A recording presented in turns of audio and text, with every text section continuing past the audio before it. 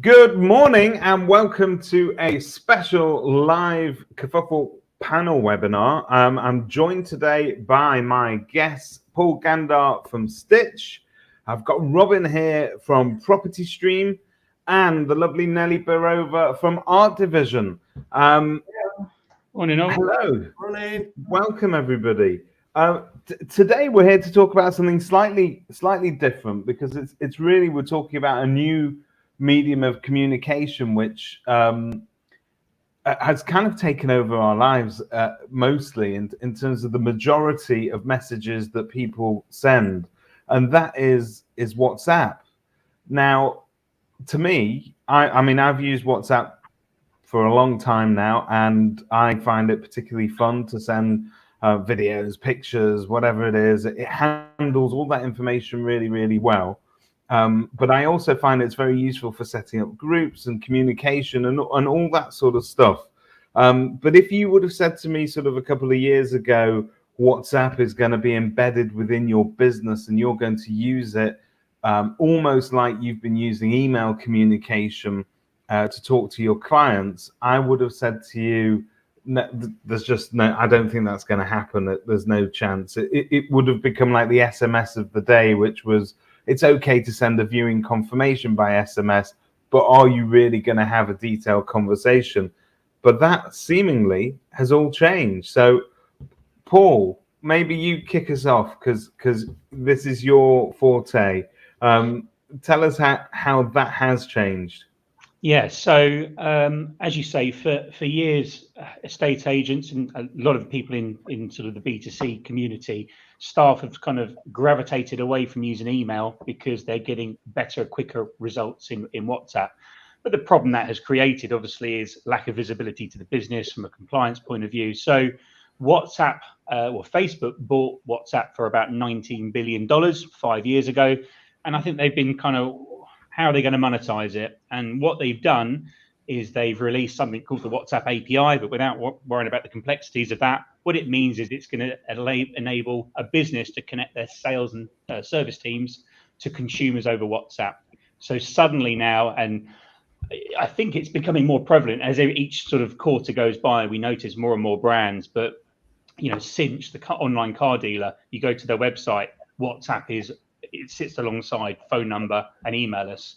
KLM Airlines, a lot of these big brands are now getting onto the fact that they can open up their teams to consumers over WhatsApp, and then that channel now enables consumers to speak to businesses. So yeah, it's all beginning to change, and WhatsApp are rolling this out globally. And what we've understood is that the way that estate agents work are slightly different to your typical call center, like at KLM or Cinch. They are distributed sales and service teams. So we've adopted our software around that WhatsApp API to open up the channel compliantly for agents to, as you say, it's not just an SMS going for a reminder of a viewing. It is full-on conversation from start to finish. Fantastic. So I suppose we should address the elephant in the room. Robin and Nelly, it's so good to have you together on the same panel because for people that don't know, they might assume that you are competitors, if you like, in the supplier field because you both do very similar things in terms of branding and websites that you provide for estate agents. And it's great to have you both on this debate. I think what we want to hear from you is obviously you guys start to advise estate agents on the design of a website because it's the first place their customers may come to, and you would have in the old days had all sorts of pop-ups for instant vowels and so on. But where's WhatsApp coming in? Does it sit front and center? Are you tucking it into the contact us options? How important is it, Nelly? Oh, I thought you were going to go to Robin with that question. I threw that curveball there.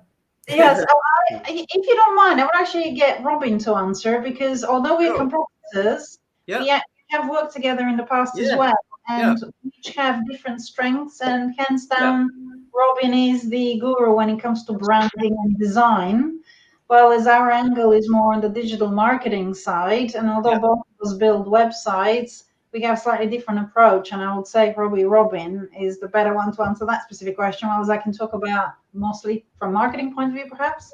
Robin, you're sat in that very sunny Manchester studio there. Give us the answers we've been looking for. Sure. Well, actually, a really good case study for that one. It is a project where Nelly, Art Division, and Property Stream worked in partnership.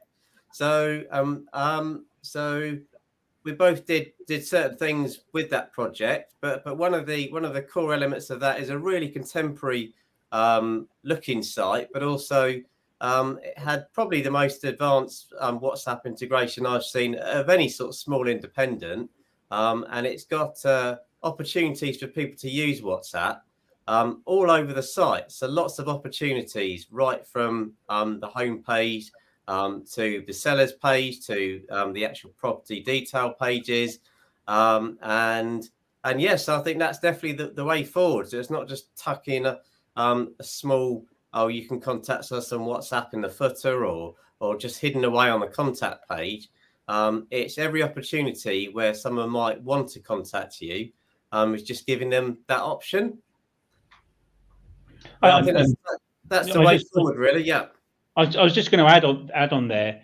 Once you know your start point, so if it's a page where it's someone looking to sell their house, or maybe if it's a page where someone's looking to view a property, WhatsApp supports something called pre-genitive messaging, so that when you're on a page of whatever the nature of it, you can get it to pre-fill the user's WhatsApp. So as an example, I'm looking to I'm looking to have my property valued, or I'm interested in this property for rent, and it can then pre-generate the message into the user's WhatsApp, so that when they press send, we send the message to the correct team.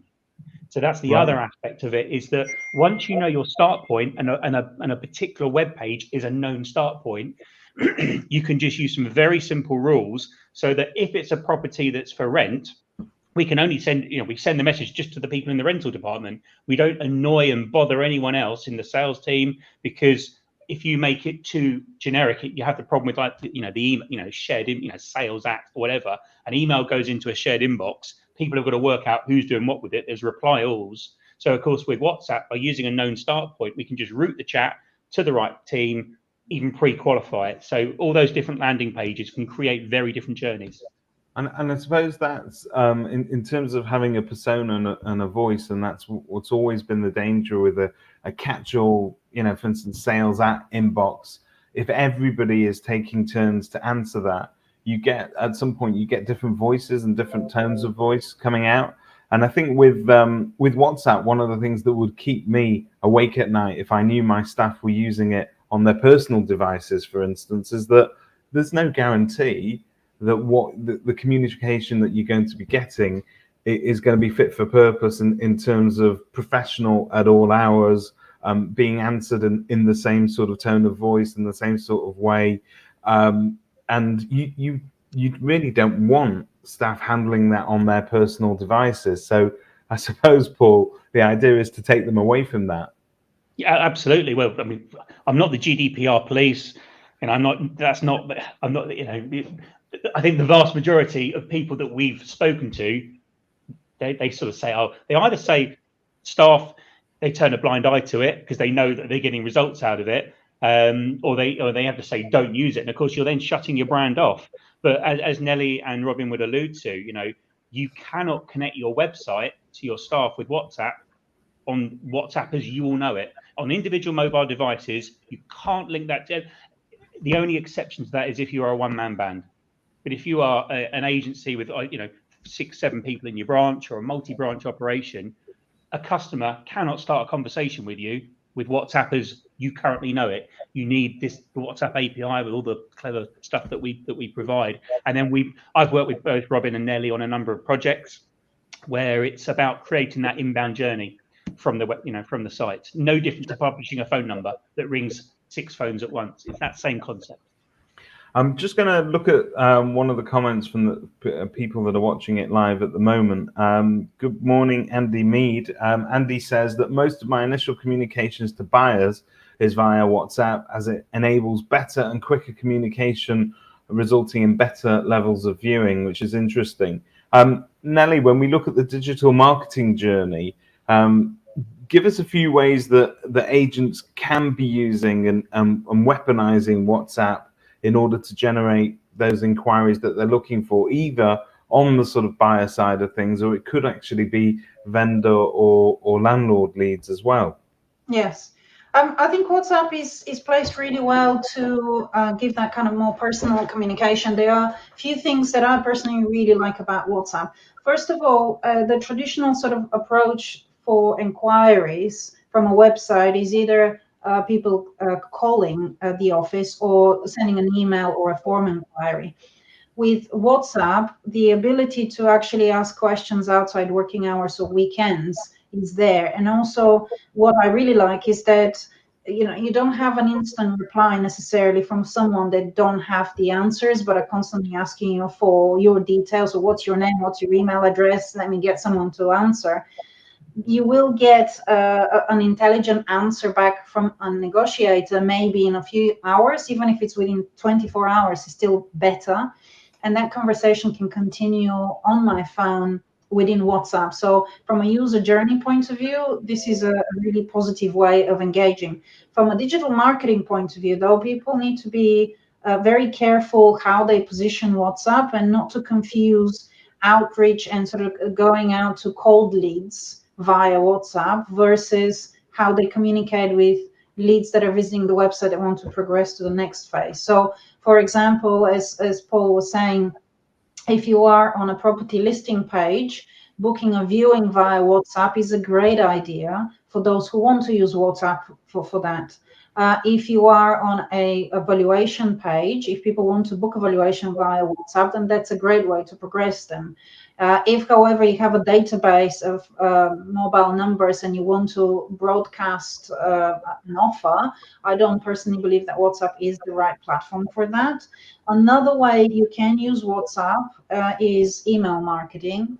And if you have a database of email addresses that you're nurturing over a long period of time, one of your calls to action could be to WhatsApp a question or you know, talk about a specific issue that the user is having. So again, that's another channel that WhatsApp can be integrated really well, and it works quite well for the next logical progression. So think of the journey from a user's point of view and what makes sense.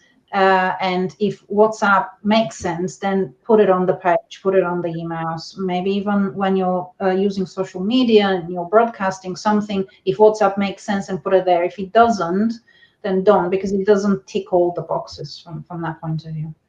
You have to be careful how you use it. But it sounds, Paul, like there's, from what Nelly's saying, if you do sort of make that crossover between sort of the email marketing and WhatsApp, where you're using WhatsApp to sort of interact and engage with them.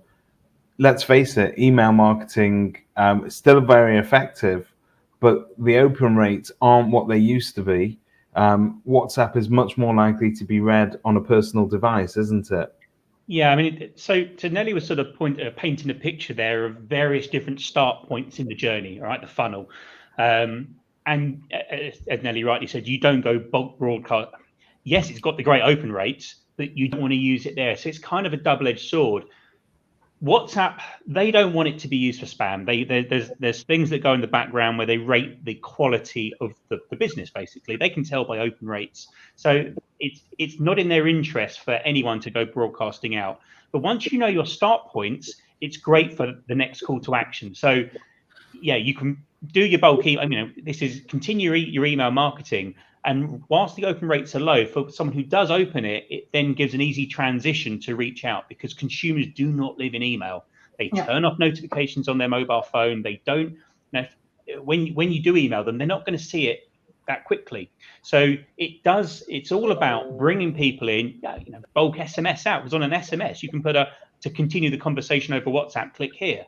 So SMS has good open rates because there's much detail you can put in it. So it is a mix of marketing, but it's all about then automating it further from there. So every email you send out of a particular, you know, it could be to try and find landlords. Well, you can then prompt the response to then pre-qualify, ask questions, then hand over to the right team. And of course, that automation journey will be very different from, say, just a general WhatsApp button on the bottom right of a website, which is very generic. So yeah, it's all about those inbound journeys, automating, capturing, so that the right member of the team can be alerted to the inquiry. It's pre-qualified, the bots ask some questions, and you then continue the conversation and serve the customer.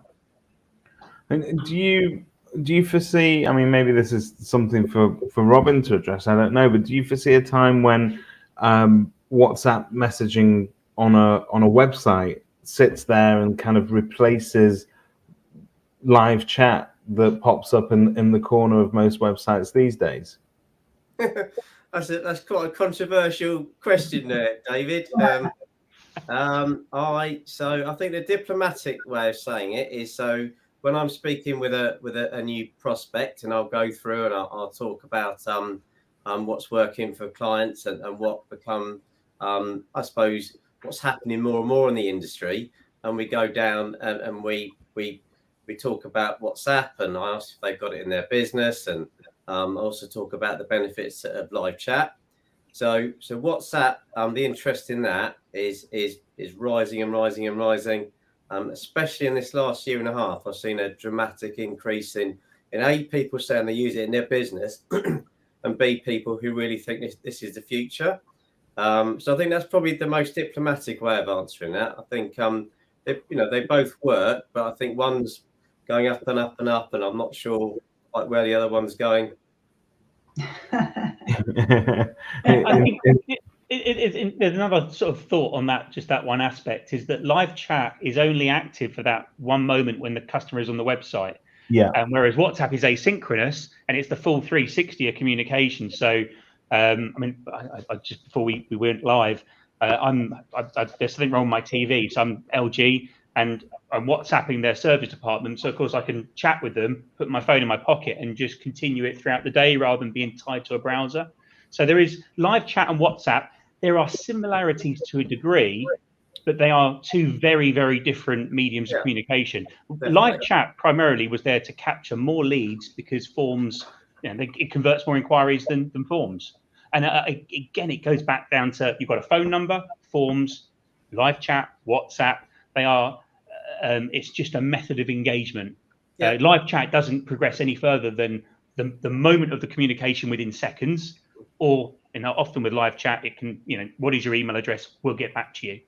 So I think it depends how you deploy live chat and in the environment that it's been I have a horrible hobby, which is because not all live chats are created equal. So I like to just sort of test them and try and work out if which ones are AI generated, which ones have a human being behind them but have no idea about a state agency, and which ones actually have people that understand what they're doing. And then in some really good cases, they actually have people from the business themselves answering them.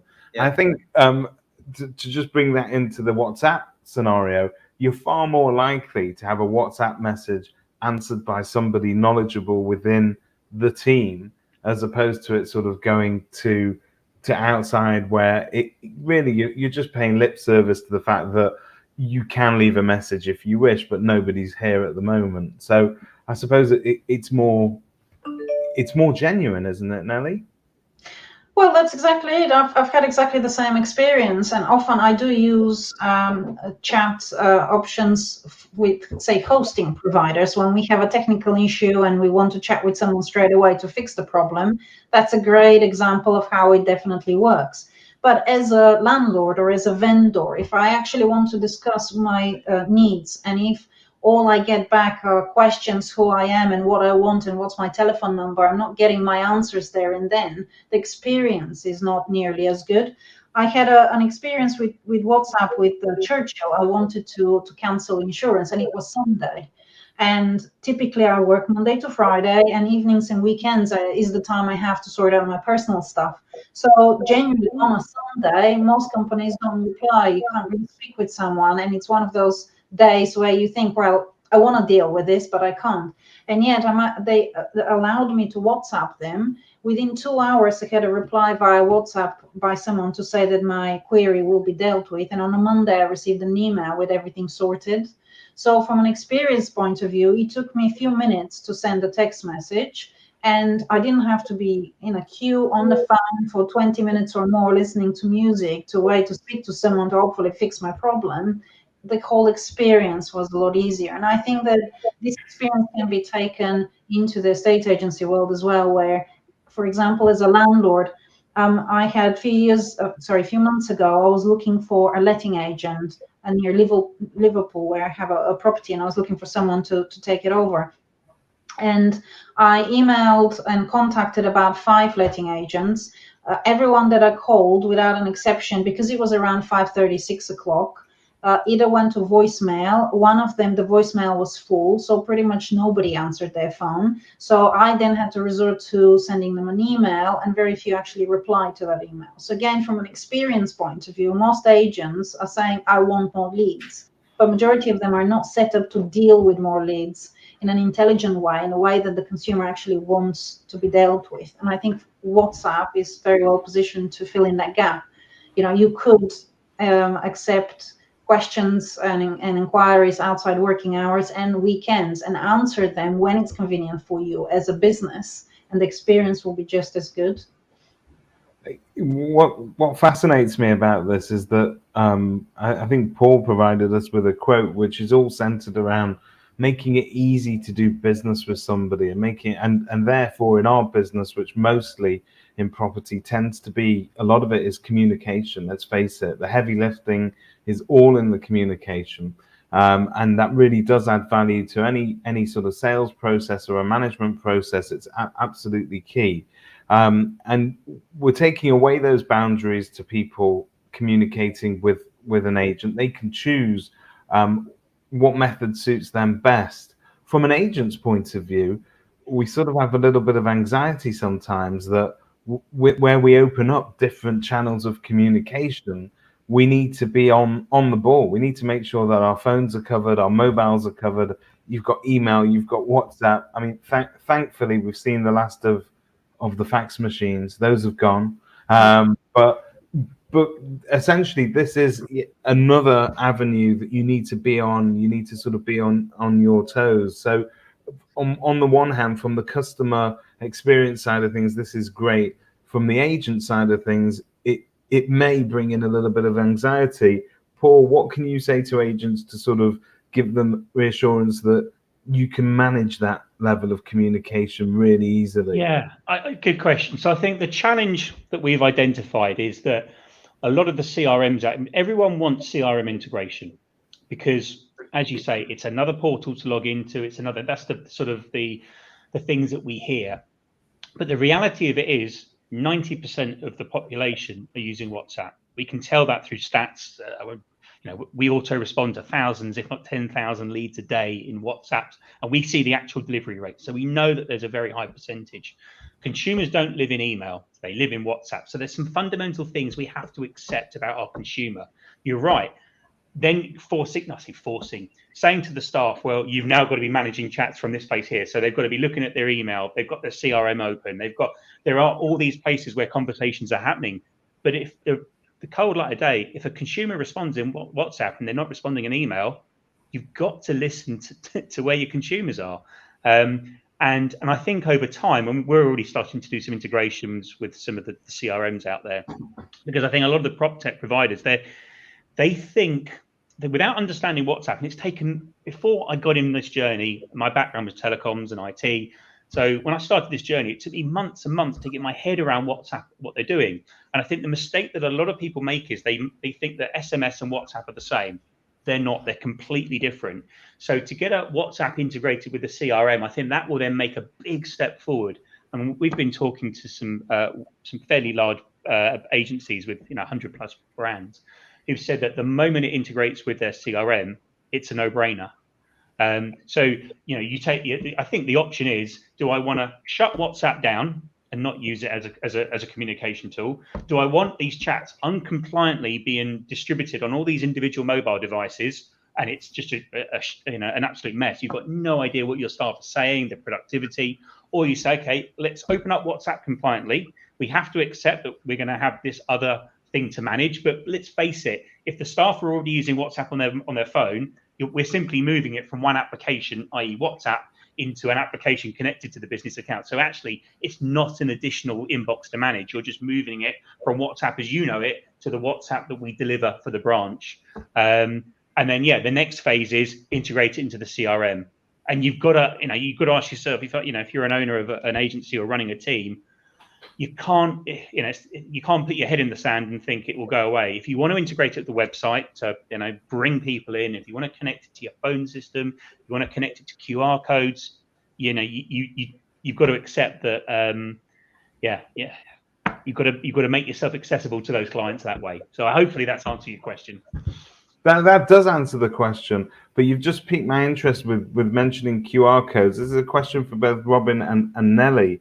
QR codes, right? That's a bit of late 90s nostalgia for me, but they're back in fashion. I mean, you can really utilize this for mobile communication, but for marketing, all sorts of marketing programs, we're seeing QR codes crop up everywhere. Initially, they came in. I remember some agency used to even sort of stick them on their for sale boards, hoping that people would sort of take a picture of it as they were driving past. But they sort of came and went, but they are now back with a vengeance. They're everywhere. Is this a fad? Are they here to stay? Can agents really sort of use them well? Either of you. You go for it, Nelly. We put them on some boards. We haven't really put them on websites, so maybe you can answer better, Nelly. To be fair, we haven't put them on websites as well, because for me, the website is the end goal. So everything that you do is to bring visitors to the website. So there's no point putting QR codes on the website to take them elsewhere. No. But I would think that, if someone is doing flyers and boards and things like that, and they want to take people online, that's a great and quick way to take your phone to scan and then to progress them further. So I would say I'm more of a user, I kind of scan QR codes rather than for us to create them, because we mostly do digital stuff. But I would imagine that maybe, Robin, you do more when you're doing print stuff. Yes, we do. You put them exactly, Dad. We put them on flyers, and they're definitely coming on boards a lot more now than they were, let's say, a couple of years ago. I think the difference is that if you have a QR code going to a website, it's still got to be converted by putting a QR code with a pre-genitive message saying, if you've done it, say the example would be your leaflet drop in the village or the town. So, you've got your piece of card going out there. And instead of just having a phone number and email, you put a nice QR code saying, chat with us. You scan it, it pre-generates, I've seen your flyer and I'm interested in viewing having my property valued. So you can then start to do the ROI on that. Because right now, when you do your leaflet drop, a phone rings in, you don't actually know how successful that's been. But of course, if it's coming on a QR code and a chat's been started, you can measure it. And it's easier for that consumer, just again, to have that ease of communication, that making yourself easy to do business with. So QR codes in all sorts of places to go, it just opens up WhatsApp, and you can even take the boards. I was speaking to one of the big board companies not long ago. And if you've got a property for sale, you could say, I'm interested in this property for sale, 25-acre road. And again, the chat would go into the branch, into the sales team. So something that Nelly picked up upon earlier, you're not wasting time passing messages on waiting for a call back. You're using the pre-genitive message because we understand it's a property for sale or for rent. We know what the location is, and we can send it through to the right branch who cover that property into the right team. And then someone in the team, you've got 4 people on lettings, the chat comes in, it's just like a ringing phone. And it's no different to a ringing phone. We're just changing the medium from a phone call into chat. But QR code. I like it. So that QR code is then that bridge really between sort of printed media or real life media and bringing them, as Nelly says, the endpoint needs to be sort of either into communication, which is in your case would be WhatsApp, or into the website if they want more details or you want to steer them towards a particular section of the website. And you can start to sort of dictate the flow of traffic a little bit, because there are also all sorts of dark corners of people's websites that don't get visited sometimes, but that's a whole different discussion for another time. But I think this helps people to sort of really utilize those things. And I think one of the things that I picked up on yesterday, there was I don't know if anybody saw, but there was a webinar all about marketing to landlords. And one of the things that was picked up on is that agents are really good when it comes to sales marketing. they're really lazy for whatever reason when it comes to advertising for new landlords and really pushing their letting service as well. And landlords are usually sort of investors. They're busy people. You need to cut down the barriers of communication with them and give them a medium that's quick and easy and no nonsense. I like the idea of using WhatsApp, particularly for those kind of campaigns. I think that would really work. So yeah, it looks like it's the future. So you're all saying that WhatsApp is here to stay, and I need it on my website today. Definitely. 100%. Okay, well, that's a full Mexican wave from our panelists there. Before we let you go, I just want to ask you all sort of a bit of a general question. You've dealt with agents in 2021. Obviously, 2021 was a very torrid year for the property market. It was a great year in terms of activity levels. Nelly, from your point of view, what should be the agents' priorities now, looking forward to this sort of new year? If they could pick one or two wins, what should they be looking for? Well, actually, you're absolutely right. Last year was a really good year for most agents out there, and I think that what that's done is they've accumulated a little bit more cash in the bank account, and now is a great opportunity to use that cash and invest in assets that's going to make them even more over the coming months, because you're not going to have the market staying the same for years to come, right? Things will change as they always do, and not every year is going to be the same as 2021 when it comes to demand. So there will come a point where they have to work a little bit harder in order to attract and convert new leads. So if they've been leveraging on the market last year, this year is time to invest in improving their assets. And by assets, I mean all the things that can generate more leads. So if their website is tired and it's not converting and it's not ranking and it can't be tracked, now that's a great starting point. If they're not running a good content marketing campaign in order to engage and attract and convert new leads, then that's another step that they can invest in. Are they running good social media campaigns, again, to engage with the people they're interested in? If you're looking for local vendors, that's a no-brainer. Landlords, it's a completely different type of campaign. They're obviously a lot harder to attract because you don't really know where the landlords physically are. So I might live in London and I have a property in Liverpool. You can't possibly run a campaign with the whole of the UK in the hope that you get a landlord with a property in Liverpool.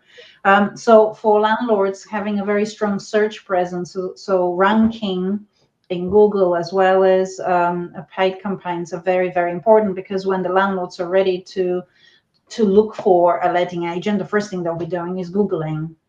So looking at who are they looking to attract, what are the avenues where they can help them grow and actually invest in those assets that will generate them the returns for months to come. So for me, that will be the advice from this year. Sound advice to start the year. And Robin, from a sort of branding point of view, again, when agents are busy, I don't think about refreshing my brand. I don't think about how my logo may look, and now is the time, right? So it's there's been some research, and we found it ourselves, that actually you might be surprised here, but January is one of the most creative months. So if everyone's fresh, everyone's excited, looking to do different things, and quite often, not always the case, got more time on your hands. So it's the perfect time, the perfect month, and January, February, March to people. It's a bit of a cliche, making the plans and making your marketing plans, but all getting together and doing something that's collective as a team about your brand, about your marketing, and having the energy to do that. There's no better time for it. Fantastic. So some fresh inspiration there for agents. All of Robin's details and Nelly's details are obviously on Kerfuffle, as all good suppliers should be. Paul, just to sing us out, if you don't mind, an agent that's now looking to sort of get on top of their WhatsApp communication and they don't know where to start, how easy is it for them to begin that? If I start talking to you today, when can I be using that in my agency? 2-speed answer. Got to get Facebook business verified. It can take anything from 24 hours to 4 weeks. Once you're verified, we can get you up and running within a week. So it's as simple as that.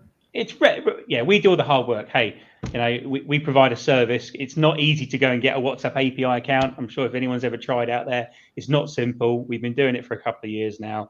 Yeah, it's make yourself easy to do business with and effective communication. It's pretty simple stuff, but it's actually hard to achieve. But we can make it easier through opening yourself up to WhatsApp to your consumers. So yeah, that's fantastic. Right, I'd like to thank you all for pitching in on this very important subject. I think it's definitely something that isn't going away. It's going to be here to stay with those agents, and for as long really as customers are comfortable using it and WhatsApp remains sort of really relevant.